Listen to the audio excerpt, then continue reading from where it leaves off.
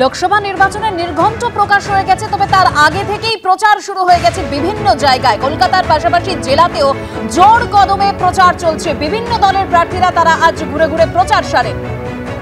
অন্যদিকে ব্যারাকপুরের প্রার্থী ঘোষণা করেনি বিজেপি, তার আগে ফুল বদল করে প্রচারে নেমে পড়লেন অর্জুন সিং।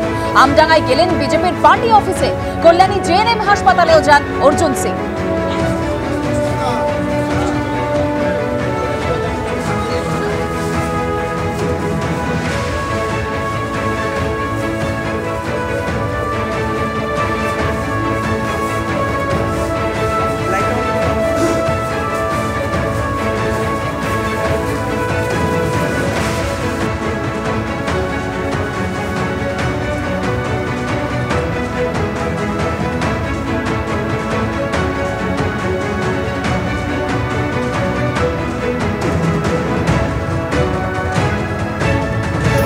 রবিবার ভোট প্রচারে তৃণমূল প্রার্থী প্রসূন বন্দ্যোপাধ্যায়, লিলুয়ায় ফুটবলের শট হাওড়া তৃণমূল প্রার্থী প্রসূন বন্দ্যোপাধ্যায়।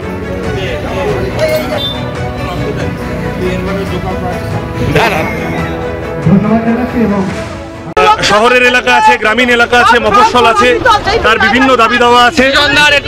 সোনারপুরের মানুষের জলের দাবি দাওয়া আছে, পানীয় জলের জল জমা সেই প্রশ্ন আছে। সোনারপুর স্টেশন সংলগ্ন কতগুলো সুবিধা অসুবিধার ব্যাপার আছে, এগুলো সব দেখার চেষ্টা করছি। তৃণমূলের অভিপ্রায় ছিল যে এক দফায় ভোট করিয়ে লুট করার, সেটা ওরা পারবে না, হয়তো মন খারাপ হবে এদের, আমি জানি না, কিন্তু লম্বা সময় টানতে হবে। আমি সকলকে শুভেচ্ছা জানাবো এবং গণতান্ত্রিক অধিকার সুরক্ষিত করব। গত লোকসভা নির্বাচনে আমরা এই বুথ থেকে, এই অঞ্চল থেকে ৯,০০০-এর বেশি লিড পেয়েছিলাম। এবারে আমি আশা করব এই লিডটা অনেক অনেক বেড়ে যাবে। যদিও অর্জুনদা বলেছে, অর্জুন ঘোষ বলেছে যে এখান থেকে ১৫,০০০ ভোট লিড হবে। ১৫,০০০ ভোট লিড হয়, আমি পার্থ ভৌমিক মহাশয়কে বলবো আপনাদের একটা গিফট আমরা দেব। ১৫,০০০ লিড হলে গিফট আমরা দেব। সেই গিফটটা আমার নেতা এবং প্রার্থী ঘোষণা করবে।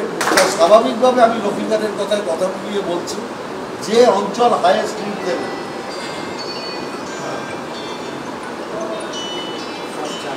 বড় প্রাইজ আছে, ওইটা আর বলতে পারলাম না, এটা দেখিয়ে দিই, ঠিক আছে?